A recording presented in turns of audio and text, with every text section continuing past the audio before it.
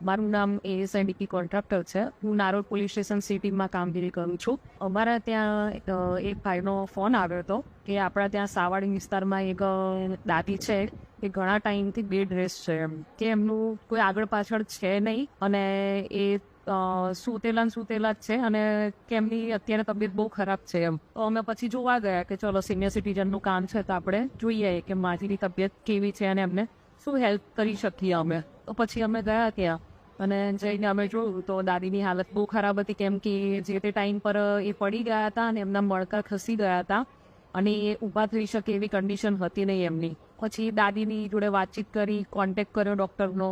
આગળ એમને થોડી દવાઓ કરાવડાવી તો અમે પછી એ ડૉક્ટરનો કોન્ટેક્ટ કર્યો એટલે ડૉક્ટરે કહ્યું કે આપણે ઓપરેશન તો કરી શકીએ છીએ પણ આમાં થોડી ક્વેરી આવી શકે છે કે કંઈની થઈ શકે છે દાદીને, તો એની જવાબદારી કોણ લેશે એમ.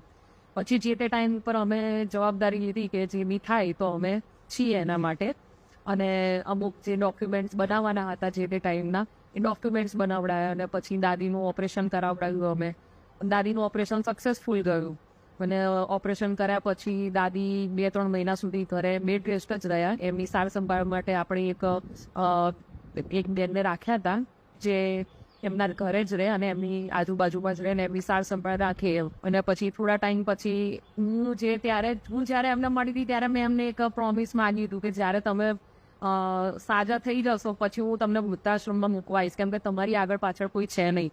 અને અમે બી એઝ અ પોલીસ ઓફિસર તરીકે, સી ટીમ તરીકે અમે એટલું બધું તમારી ઉપર ધ્યાન ના આપી શકીએ જેટલું તમારી જોડે રહીને વૃદ્ધાશ્રમમાં આજુબાજુમાં તમારી જોડે ત્યાં માણસો અને તમારી જોડેનું વાતાવરણ તમે જેમાં રહી શકો એમ. એટલે પછી દાદી એ વખતે એગ્રી થઈ ગયા હતા કે ચલો હું સારી થઈ જઈશ તો હું વૃદ્ધાશ્રમમાં જઈશ એમ. એમને હમણાં 2 મહિનાથી દાદી વૃદ્ધાશ્રમમાં એમને મોકલી આપેલા છે દાદીને, અને અત્યારે આ રીતે અમે મળતા હોઈએ છીએ એમને. અને અત્યારે દાદીની તબિયત બહુ સારી છે અને અત્યારે વૃદ્ધાશ્રમમાં એમને બહુ કેવું કે સારું છે, હવે ફેમિલિયર વાળું વાતાવરણ થઈ ગયું છે અને એમને મજા આવી રહી છે. અમને કેટલા ઓપરેશન છે અને કેટલા કલાક ઓપરેશન ચાલ્યું હતું? એમના ટોટલ 9 ઓપરેશન થયા છે, 3 મણકાના, 3 દાદીના અને બીજા 3 અલગ. એ રીતે એમના ટોટલ 9 ઓપરેશન થયા છે.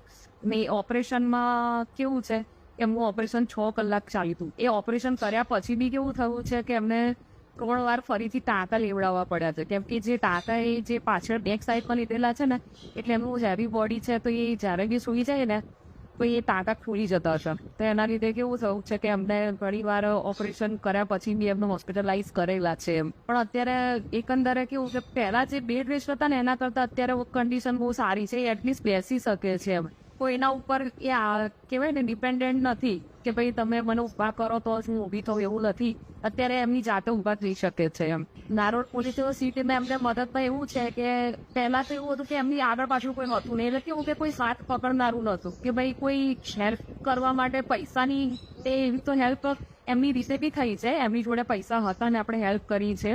પણ કેવું છે કે એમને એક સપોર્ટ જોઈતો હતો કે મારી જોડે કોઈ હોય અને મારી જોડે કોઈ બેસી રહે તો કેવું કે ડૉક્ટર સારી રીતે કામ કરી શકે એમ, કે એમનું જે ટ્રીટમેન્ટ કરવાની છે સારી રીતે થઈ શકે. એટલે ટ્રીટમેન્ટ કરાવવા માટે આપણે હેલ્પફુલ થયા છે એમને, કે એમને ઊભા કરવા માટે હેલ્પ થયા છીએ આપણે.